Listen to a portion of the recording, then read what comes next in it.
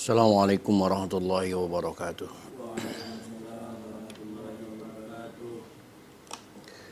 Alhamdulillahi rabbil alamin wa bihi nasta'inu ala umuri dunya waddin.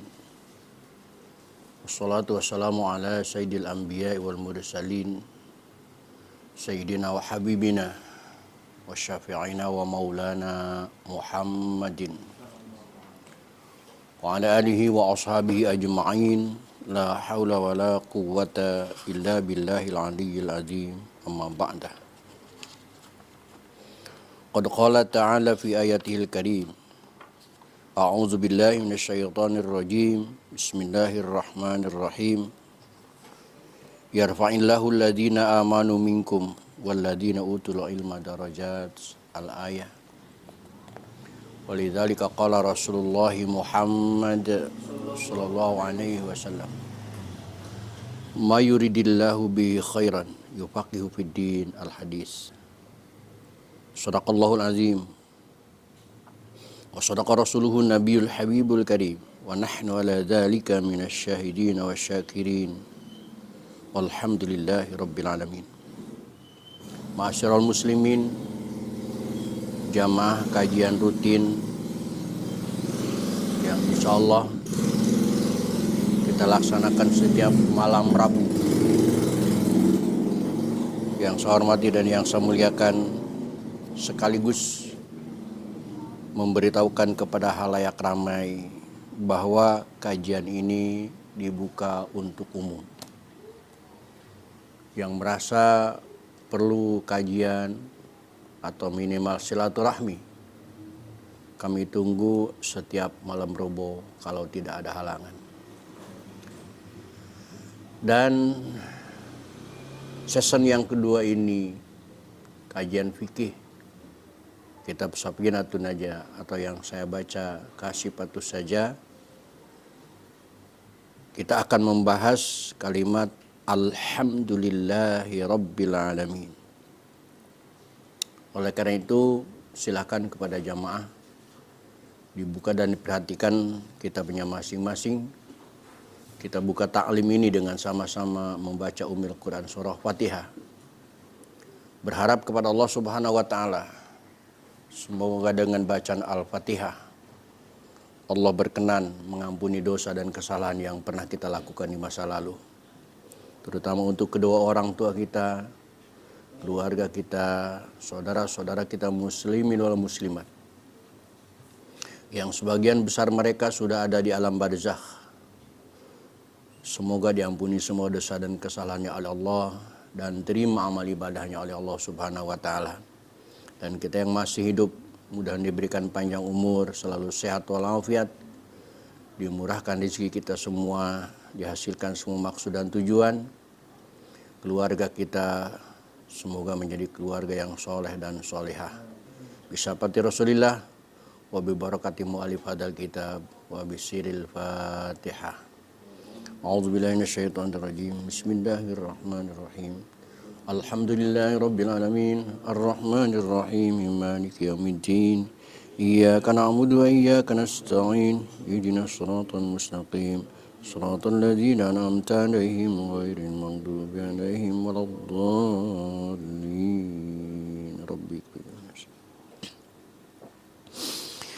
Baik hadirin, silakan diperhatikan. Kajian kita pada malam ini akan membahas kalimat Alhamdulillahi Rabbil Alamin.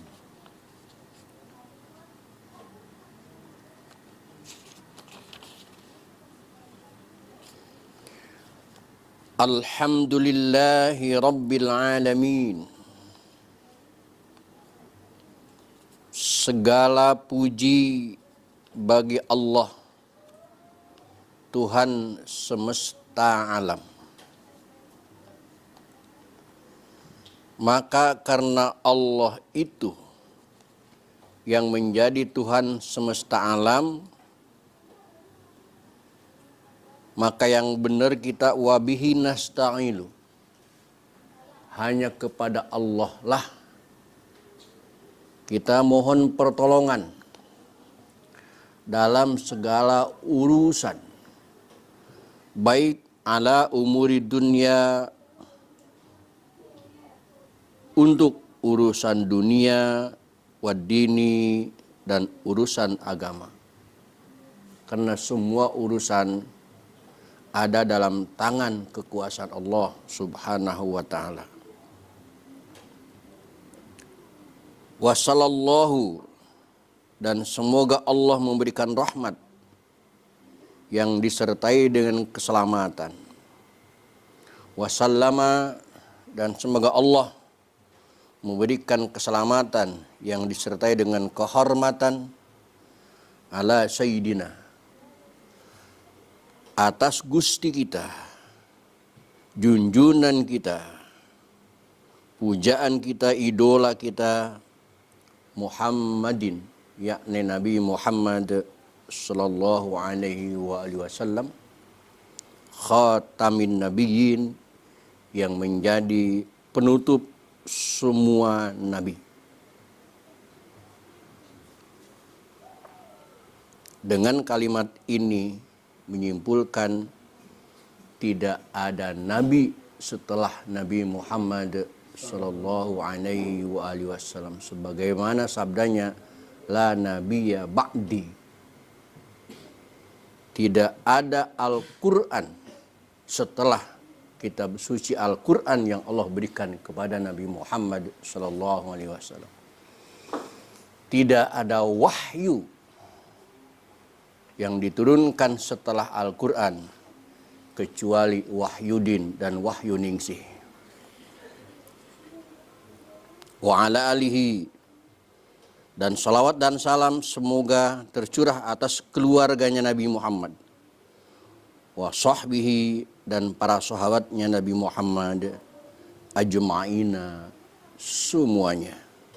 Wala haula, dan tidak ada daya untuk melakukan ibadah, wala quwata, dan tidak ada kekuatan untuk meninggalkan maksiat, illa billahi, hanya kecuali dengan pertolongan Allah Al-Aliyyi, yang maha tinggi, Al-Azimi, yang maha agung.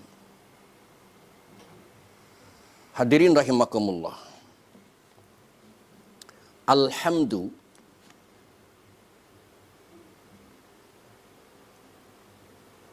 kalau dilihat dari beberapa fungsi, alhamdulillah itu multifungsi.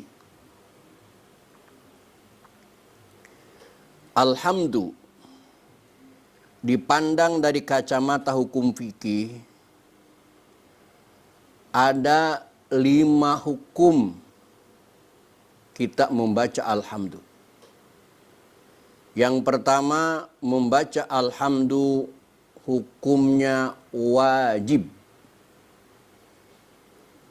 Di mana membaca alhamdulillah hukumnya wajib, yaitu ketika kita membaca Fatihah di dalam sholat. Referensinya hadis Nabi Muhammad SAW yang mengatakan, la sholata liman lam yaqra bi fatihatil kitab.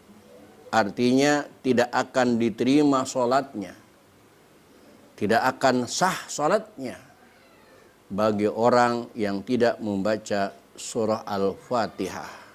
Sedangkan Alhamdulillahirabbil alamin adalah salah satu ayat dari surat Al-Fatihah, tepatnya ayat yang kedua dari membaca Fatihah. Hukum yang kedua, membaca alhamdulillah adalah sunnah. Kapan kita membaca alhamdulillah dihukumi sunnah? Yaitu ketika habis memperoleh hal-hal yang baik. Lamaran kerja diterima, gaji naik, ujian lulus, testing lulus, dan lain sebagainya. Maka kita hendaknya membaca kalimat Alhamdulillahi Rabbil Alamin. Karena ada mengatakan wa inda kulli ni'matin, dan ketika kita mendapatkan nikmat maka dibaca alhamdulillah. Bahkan kalimat ini sejak saya kecil senantiasa dipakai wiridan oleh sesepuh-sesepuh sehabis sholat 5 waktu, terutama ba'da maghrib, mengatakan wa inda kulli ni'matin alhamdulillah, sampai dibaca 33 kali. Yang ketiga, membaca alhamdulillah ini adalah sunnah kifayah, di mana membaca alhamdulillah dihukumi sunnah kifayah, yaitu ketika habis memperoleh hal-hal yang baik yang dilakukan secara berjamaah. Kita buka bersama dengan nikmatnya, selesai buka bersama ada yang mengatakan alhamdulillahirabbil alamin.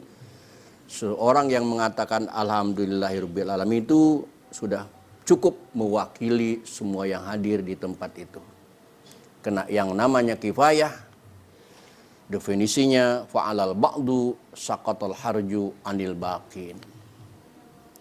Yang keempat, membaca alhamdulillahirabbil alamin makruh. Kapan dan di mana membaca alhamdulillahirabbil alamin makruh? Yaitu ketika habis melakukan perbuatan yang menjijikkan, seperti mules, buang angin, tut alhamdulillahirabbil alamin. Habis kentut alhamdulillahirabbil alamin, nggak usah pakai alhamdulillah, kentut aja. Habis buang ingus, serot ke kiri, alhamdulillahirabbil alamin, nggak usah pakai alhamdulillah. Ingus aja. Bahkan yang kelima, membaca alhamdulillah ini haram hukumnya. Di mana, kapan, dan bagi siapa membaca alhamdulillah ini haram? Yaitu situasinya apabila sukses berbuat maksiat. Seperti Anda remaja apel malam minggu, sukses. Kena ayahnya nggak ada, si perempuan itu ibunya nggak ada, Anda sampai sukses malam itu, pulang-pulang mengatakan alhamdulillahirabbil alamin. Itu haram. Sukses maling, alhamdulillahirabbil alamin. Sukses jinah, alhamdulillahirabbil alamin. Sukses mabok, alhamdulillahirabbil alamin. Itu semua haram. Sukses judi, Pak Haji, anaknya ikut judi, jangan, itu haram. Tapi anak Pak Haji menang, alhamdulillahirabbil alamin.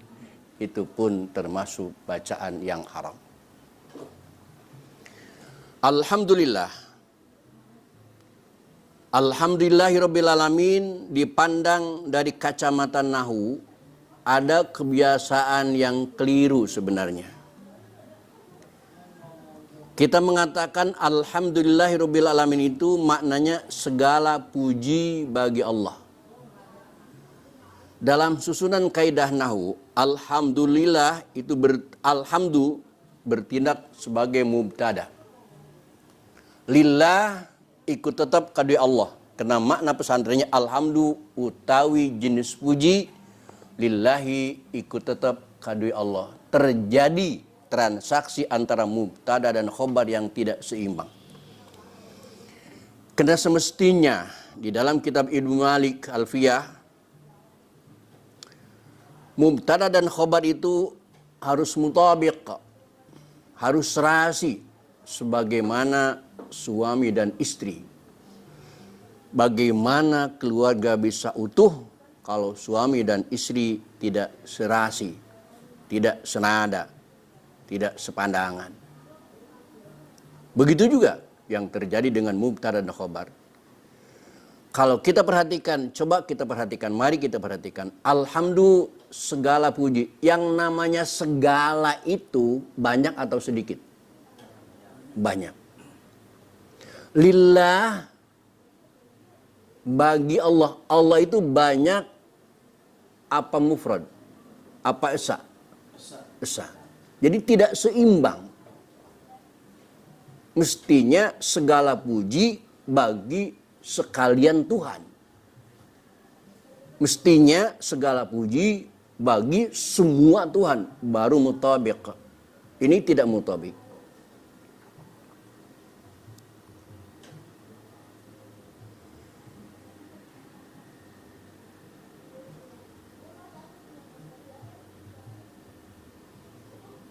Maka di dalam kitab Jurumiyah, di dalam kitab Nahu, al yang ada di dalam kalimat alhamdu punya fungsi alil jinsi. Dengan alil jinsi, payabutulu makna jam'iyati, membatalkan makna jama. Seperti al-mu'arabatu kismani. Utawi jenis isim kang den i'rabi iku rong bagian. Seperti di sini alil jinsi, maka kalau menurut grammar Nahu mesti kita baca semua jenis puji itu hak Allah, dimiliki oleh Allah. Emang ada berapa jenis puji? Jenis puji itu ada 4. Yang pertama, puji qadim alal qadim. Contohnya, lihat surat Al-Anbiya ayat 25. Allah memuji dirinya dengan kalimat annahu la ilaha illa ana fa'budun. Bahwa sesungguhnya perkara tiada Tuhan selain aku, maka menyembahlah kalian kepadaku. Allah memuji dirinya sendiri memang layak karena Allah memang zat yang maha terpuji. Nah, puji qadim alal qadim pasti dimiliki oleh Allah. Oleh karena itu, kita jangan ngikut kalimat Allah walaupun kalimatnya bukan la ilaha illa ana fa'budun, tetapi narasinya memuji diri sendiri. Wah, di Muara Baru ini nggak ada pemuda yang ganteng kecuali gua deh. Jangan, itu kesombongan. Di Muara Baru ini nggak ada orang yang paling pinter kecuali aneh. Nggak bisa, nggak boleh. Di Muara Baru ini nggak ada lagi orang yang paling kaya kecuali gua. Nggak boleh. Kesombongan itu adalah ridanya Allah, selendangnya Allah. Jangan kau pakai selendangnya Allah. Yang kedua, puji qadim alal hadis. Artinya Allah memuji qadim alal hadis kepada makhluknya. Seperti terdapat di dalam surat Shad ayat 30. Allah mengatakan ni'mal abdu innahu awwab. Sebaik-baiknya hamba adalah hamba yang banyak bertaubatnya kepada Allah Subhanahu wa taala. Allah memuji orang yang bertaubat. Tetapi pujian itu bukan untuk orang yang bertaubat, tetapi untuk Allah. Kenapa? Kenapa? Siapa yang membuat manusia itu mau bertobat? Kecuali Allah. Maka sebenarnya pujian itu bukan untuk orang yang bertobatnya, tetapi untuk Allah yang membuat orang itu mau bertobat. Seperti ayat lain. Allah mengatakan kepada Nabi Muhammad SAW, Bismillahirrahmanirrahim. Wa innaka la'ala khuluqin azim. Engkau Muhammad, sungguh seorang nabi, sungguh seorang rasul, manusia yang memiliki akhlak dan budi pekerti yang agung. Allah memuji Nabi Muhammad. Tetapi pujian itu sebenarnya bukan untuk siapa-siapa, tetapi hanya untuk Allah. Karena Nabi Muhammad bisa menjadi manusia terpuji, itu ditakdirkan oleh siapa? Allah. Berarti sebenarnya Allah memuji dirinya sendiri. Kemudian yang ketiga, ada puji hadis alal hadis. Makhluk memuji kepada sesama makhluk. Di dalam kitab Awamil dikatakan nikmar rajulu Zaidun. Sebaik-baiknya laki-laki adalah Ki Zaid. Seganteng-gantengnya pemuda adalah Mas Bayu. Tapi Bayu dipuji begitu jangan nyengir. Mestinya mengatakan la haula wala quwata illa billahil aliyil azim. Karena sesungguhnya pujian itu bukan untuk Bayu, tetapi pujian itu hanya untuk Allah Subhanahu wa ta'ala. Arti Bayu yang paling itu menjadi manusia yang ganteng. Kalau ada yang mengatakan seganteng-gantengnya manusia adalah saprol, itu bukan lagi puji, itu fitnah. Kena saprol nggak ganteng. Wa ni'matil mar'atu Hindun. Dan sebaik-baiknya perempuan itu adalah Nyi Hindun. Oleh karena itu, kita jangan terbawa bahasa zaman. Banyak yang terjadi di antara kita. Ketika kita memuji seorang, dia langsung membusungkan dada. Pak Haji hebat amat. Apa dibilang? Siapa dulu dong bapaknya? Nah, itu nggak boleh. Itu nggak boleh. Karena pujian itu bukan untuk dia, tetapi untuk Allah yang membuat dia bisa dipuji. Yang keempat adalah puji hadis alal qadim, memuji makhluk kepada yang qadim, yakni Allah Subhanahu wa taala. Kalimatnya lihat dalam surat Muhammad ayat 19, fa'lam annahu la ilaha illallah, tiada Tuhan selain Allah. Memang terlalu ramai-ramai. Hadirin kaum muslimin rahimakumullah. Itu bahasan dari kalimat alhamdu. Alhamdu jenis puji yang empat, lillahi, yaitu milik Allah, buat Allah, hanya Allah. Rabbi, Allah itu Rabbi.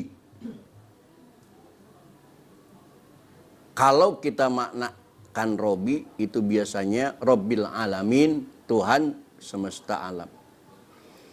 Tetapi sebenarnya makna Rabb itu bukan cuma satu, tetapi ada banyak makna. Rabb itu punya makna khaliki. Allah lah yang menciptakan alam. Karena tiada ada zat yang mampu menciptakan alam kecuali Allah. Dan Allah tidak cuma menciptakan alam. Rabb yang makna kedua adalah ja'ili. Allah yang menjadikan alam. Allah yang membuat alam. Karena pencipta belum tentu sempat membuat. Kalian tahu di sekolah pencipta arus listrik itu siapa? Thomas Edison? Alva Edison? Tapi apa Alva Edison sempat membuat listrik? Membuat bolham? Tidak, cuman mencipta tapi tidak sempat membuat. Allah mencipta dan juga membuat. Yang ketiga, Rabb ini makna maliki. Rabbil alamin ay malikil alamin. Allah yang memiliki alam, Allah yang mencipta, Allah yang membuat, Allah yang memiliki. Tidak semua pembuat bisa memiliki. Tapi dan juga tidak semua yang memiliki dia yang membuat. Tapi Allah yang membuat dan juga yang memiliki. Salah satu contoh yang membuat. Banyak teman-teman kita yang setiap hari sibuk bekerja, ketika ditanya, Mas kerja di mana? Di pabrik motor. Terus mau berangkat, nungguin apa? Nungguin ojek. Setiap hari dia bikin motor, tapi tidak punya motor. Itulah manusia. Yang membuat belum tentu memiliki. Bahkan tukang-tukang bangunan itu biasanya membuat rumah bagus buat orang. Rumahnya dia Rabbi. Yang maknanya yang keempat, Rabbi itu adalah tarbi, merawat. Allah yang mencipta, Allah yang membuat, Allah yang memiliki, Allah yang merawat.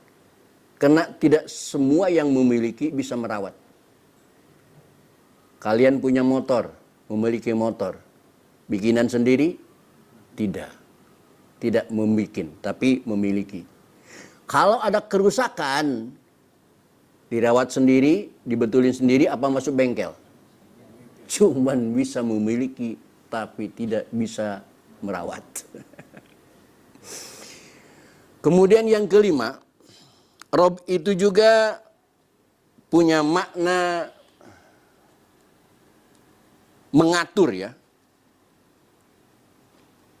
Bahkan jangan-jangan kita servisnya motor yang rusak, bahkan kita menyuci motor saja, kita yang punya nyuci motor cuci sendiri apa steam?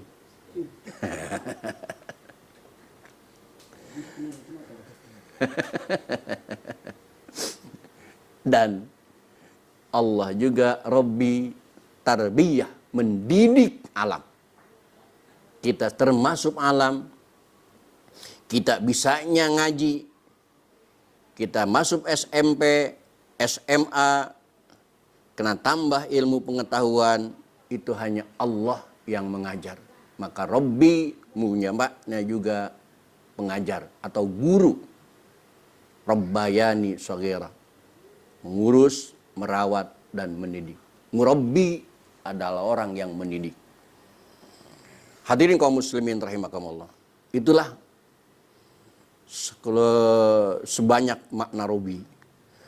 Rabbil alamin, Allah yang memiliki alam semesta. Apa itu alam?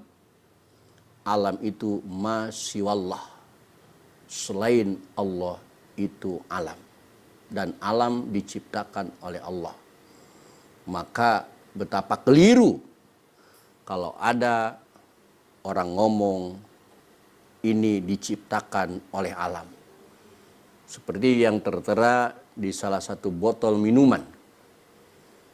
Ada kalimat minuman ini diciptakan oleh alam. Itu keliru. Alam itu diciptakan oleh Allah. Segala sesuatu yang diciptakan tidak mungkin dia bisa menciptakan. Atau ketika terjadi musibah, gempa bumi, longsor, dan lain sebagainya, tsunami, kita sering mengatakan itu kehendak alam. Kalimat kehendak alam itu keliru. Karena semuanya itu kehendak Allah Subhanahu wa ta'ala. Logikanya gunung longsor, gunung hancur, kehendak alam. Apakah gunung menghendaki kehancuran dirinya? Itu tidak mungkin. Dia menghendaki kehancuran dirinya. Maka bukan kehendak dia, bukan kehendak alam, tetapi kehendak Allah Subhanahu wa ta'ala. Oleh karena itu, jelaslah sudah bahwa Allah itu as-somad, yang menjadi tujuan semua makhluk. Wa kawabihi, kalau kita butuh sesuatu, perlu sesuatu, nasta'inu, hanya kepada Allah Subhanahu wa ta'ala kita mohon pertolongan. Ala umuri dunia, untuk segala urusan, baik urusan dunia maupun urusan agama. Karena dari 1001 urusan yang ada di benak kita, itu tidak keluar dari urusan dunia dan urusan akhirat, agama. Wa sallallahu ala sayyidina Muhammadin khatamin nabiyyin wa ala alihi wa sahbihi ajma'in wa la haula wa la quwwata illa billahil aliyil azim. Hadirin, itulah kajian season kedua dari Majelis Taklim rutin yang diadakan setiap Selasa malam Rabu di Majelis Taklim Nurul Iman yang terbuka untuk umum. Dan mulai season yang ketiga kita akan membahas hal-hal yang penting, hal-hal yang urgen dalam hidup kita, yaitu Faslun Arkanul Islami Khamsatun. Yang kita bahas pertemuan yang akan datang adalah tentang rukun Islam yang 5, yang tidak cuman kulitnya, tapi kita bahas sampai ke dalam-dalamnya. Apa maksud dan tujuannya. Mudah-mudahan untuk mempersiapkan diri kita menyongsong malam Rabu yang akan datang, Allah berikan kita panjang umur, sehat walafiat, selamat dunia dan akhirat. Amin ya Allah ya Rabbal alamin. Hadirin, untuk kajian malam ini cukup sampai di sini.